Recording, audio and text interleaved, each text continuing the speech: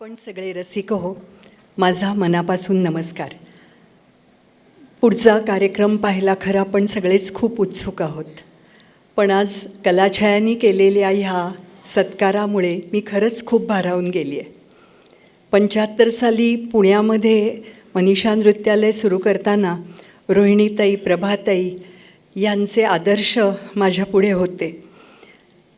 त्यांच्या पावलावर पाऊल टाकून जाणीवपूर्वक ज्या काही चांगल्या गोष्टी स्वीकारल्या, मला वाटतं त्याच्यामुळेच मनीषा नृत्यालयाचा हा सुवर्ण महोत्सव इतक्या वेगवेगळ्या प्रकारे साजरा करण्याचं बळही आलं आणि देवानी आणि गुरुजनांनी तशी शक्तीही दिली.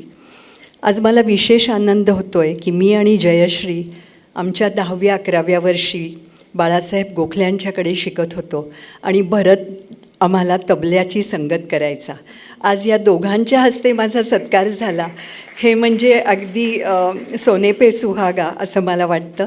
आणि भरत, जयश्री, मी तुमची आभारी आहे. कलाछाया हे प्रभाताईंनी लावलेलं एवढंसं रोपटं आज वटवृक्ष झालेलं आहे. आणि या निमित्ते मला असं म्हणावंसं वाटतं की रश्मीची पूर्ण फॅमिली यांनी हे सिद्ध केलं आहे की सुशीलो मातृपुण्येन पितृपुण्येन चातुरहा दातारो वंशपुण्येन आत्मपुण्येन भाग्यवान. धन्यवाद.